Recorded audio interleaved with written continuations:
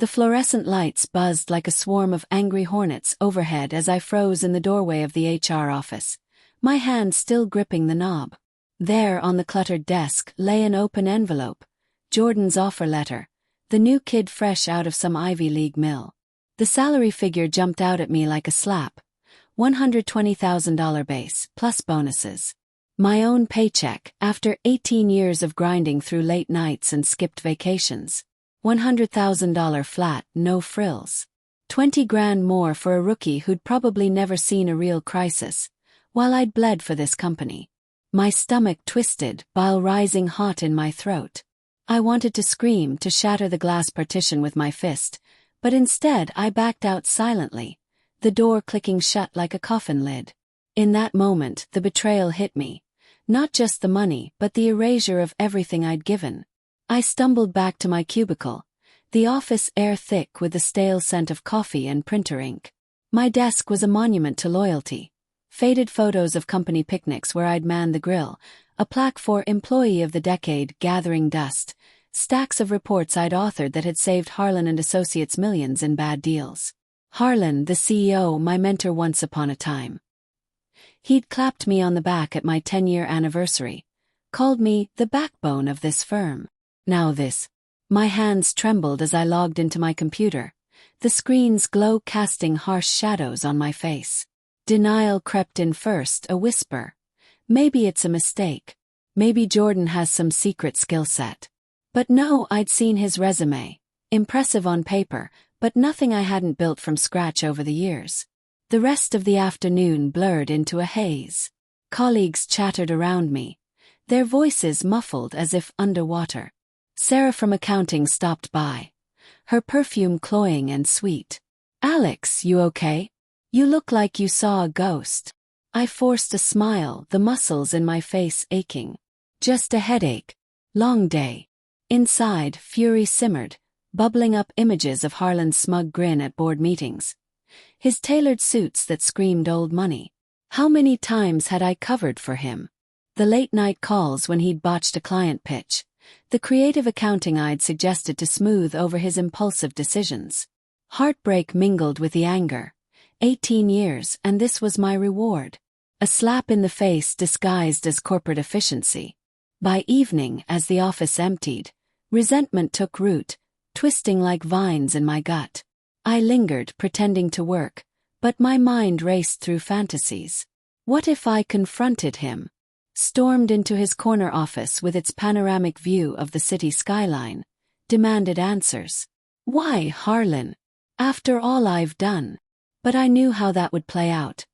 His calm deflection, a pat on the shoulder, promises of future raises that never materialized. No, that wasn't enough. Obsession flickered to life. I needed justice, something that would sting, make him feel the humiliation I'd swallowed for years. Home that night was a hollow echo. My apartment, sparse and functional, smelled of takeout containers and unwashed laundry. I poured a scotch, the amber liquid burning down my throat, and paced the living room. The city lights twinkled outside the window, indifferent to my unraveling. Memories flooded in, joining the firm straight out of college, wide-eyed and eager. Harlan had taken me under his wing, taught me the ropes. We'd shared laughs over beers after closing big deals. But over time things shifted. He climbed higher.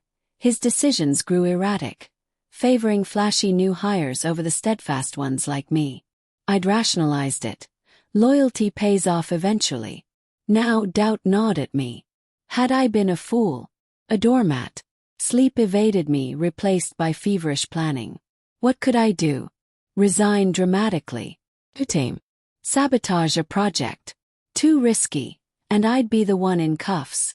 No, it had to be personal, surgical. I thought of Harlan's desk, that mahogany beast in his office, cluttered with confidential files and his prized crystal decanter. What if I left something there? Evidence of his indiscretions. Something that would unravel his perfect facade. Guilt pricked at me. Was I really this person? But the resentment drowned it out. By dawn, cold resolve settled in. Everyone has secrets, especially men like Harlan. The next morning I arrived early, The office still shrouded in pre-dawn quiet. The hum of the HVAC system was my only companion as I slipped into the server room, using my admin access. Perks of being the reliable one. Fingers flying over the keyboard, I sifted through emails, financial logs. First nothing, just routine bullshit. Then a thread caught my eye. Harlan emailing a vendor, skirting regulations on a deal we'd closed last quarter. Not outright illegal, but shady enough to raise eyebrows. My pulse quickened.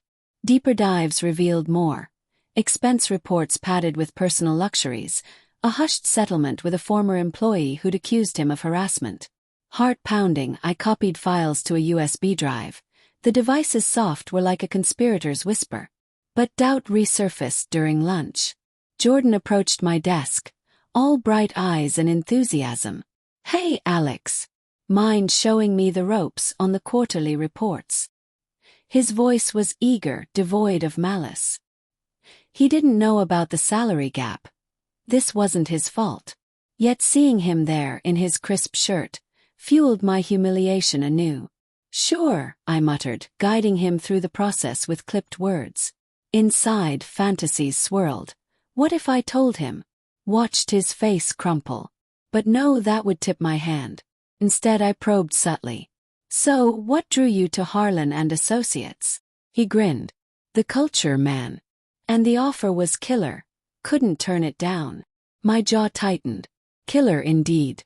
Afternoon meetings dragged. Harlan presiding like a king. He praised Jordan's fresh perspective. His eyes barely grazing me. Suppressed rage boiled under my skin, my fists clenched beneath the table.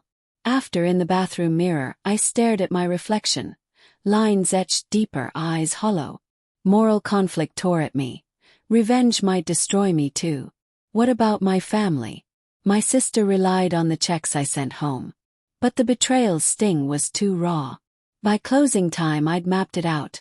Tonight after hours I'd access his office. Leave the USB on his desk, anonymous, with a note. Loyalty cuts both ways.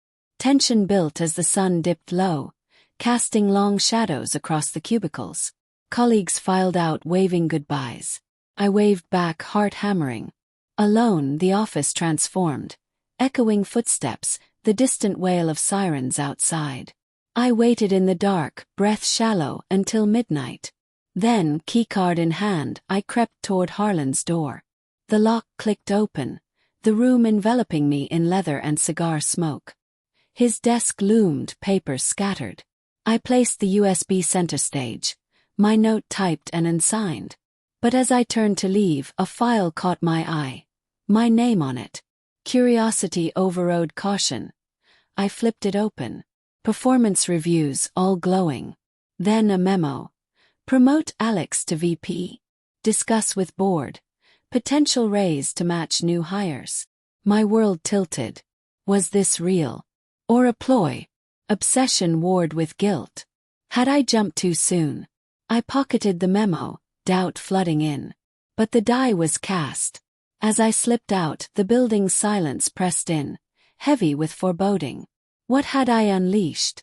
The elevator doors slid shut behind me, sealing me in a metal box that reeked of industrial cleaner. My reflection in the polished walls looked ghostly, distorted. The USB felt like a lead weight in my pocket. No, I'd left it on the desk, hadn't I? Panic spiked. I patted my coat. Yes, there. But the memo I'd stolen burned hotter. Promote Alex. Could be bullshit, a crumb to keep me docile. Or genuine, making my act premature, vengeful folly. Fear clawed up my spine as I descended to the lobby. The hum of the cables a mocking rhythm. Outside, the city night enveloped me. Horns blaring, rain-slicked streets reflecting neon lights. I hailed a cab, the driver's radio crackling with static, but my mind replayed the scene. The desk, the note, the damning files. Home offered no solace. I poured another scotch, the glass clinking against my teeth. Guilt now dominated, a cold sweat breaking out. What if security cameras caught me? Harlan's office had them, discreet but there. Obsession shifted to paranoia. I'd worn gloves, avoided lights, but was it enough? Inner conflict raged. This betrayal deserved retribution, yet stooping to his level made me know better. Heartbreak resurfaced. 18 years, reduced to this nocturnal sabotage. I imagined Harlan's face tomorrow. Confusion turning to fury as he plugged in the drive. Saw the emails, the settlements.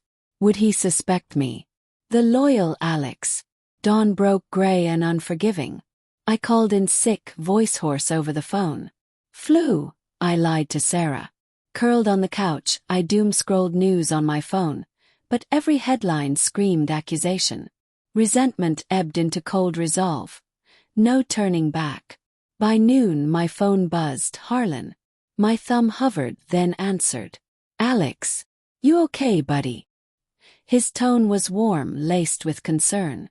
Manipulation. Or ignorance. Yeah, just under the weather. Listen, we need to talk when you're back. Big things coming. My heart stuttered. The promotion. Or had he found it? I forced myself to the office the next day, every step heavy. The lobby's marble floors echoed my footsteps like judgment. Colleagues nodded, oblivious. Jordan waved from his desk. Feeling better? I grunted, eyes darting to Harlan's door. Closed, blinds drawn. Tension coiled tighter. In my cubicle I pretended to work, but my mind scripted disasters.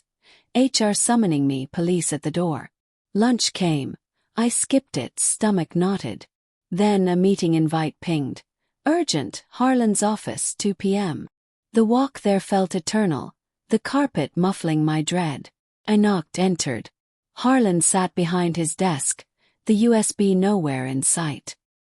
His face was ashen, eyes red-rimmed. Alex, sit. The leather chair creaked under me. Silence stretched, broken by his sigh. Someone left something here. Damning stuff. My pulse thundered. What? Faint shock. He leaned forward, voice low. Emails, files, my mistakes. If this leaks. He trailed off, rubbing his temples. Suppressed rage flickered in his eyes, but also vulnerability. You've been here forever. Any idea who? Denial surged. Blame someone else. But moral conflict held me. This was my mentor, flawed but human. His motivations layered now. Perhaps the salary gap was board-mandated, not personal spite. No clue, I lied, throat dry. He nodded, but doubt lingered in his gaze. We're auditing everything. Heads will roll. As I left, relief mixed with guilt. Had I dodged it? Or planted seeds of my own downfall? Days blurred into suspenseful limbo. Whispers rippled through the office. Harlan's on edge. Jordan confided over coffee. Heard there's a leak. Scary stuff. His innocence grated, but pity softened my resentment. Maybe he was just a pawn. Inner thoughts churned. Fantasies of confession warred with fear. Nights brought nightmares. Harlan confronting me, fists flying. Obsession grew. I hacked my own emails, covering tracks, but paranoia whispered I'd missed something. A week later the hammer fell. Another meeting. Harlan's office, but now with board members. Stern faces, suits starched. Alex. Harlan began, voice grave. We traced the USB. My world narrowed to a pinprick. It was you. Denial crumbled. I nodded, defeated. Why? Heartbreak poured out. The salary, the loyalty betrayed. 18 years, and you pay a kid more? Harlan's eyes widened. Jordan. He's my nephew. Family favor. Board approved it quietly. The revelation hit like a gut punch. Nepotism, not merit. But his next words twisted deeper. I was pushing your promotion to offset it. That memo you took. Real. Shock rippled through me. The room spun. Board members murmured. Harlan continued, voice breaking. But this? You've exposed fraud I buried years ago. The SEC's involved now. Guilt crashed in. My revenge had unraveled everything, including my future. Cold resolve fractured into regret. As security escorted me out, Harlan's parting words echoed. Loyalty cuts both ways, Alex. You just severed yours. Sighed rain pelted down, soaking me. The twist. My act of vengeance hadn't just stung Harlan. It toppled the empire, including innocents like Sarah Jordan. Poetic justice. Or self-inflicted ruin. In the downpour, obsession yielded to hollow emptiness. What I'd left on the desk wasn't just files. It was the end of us all.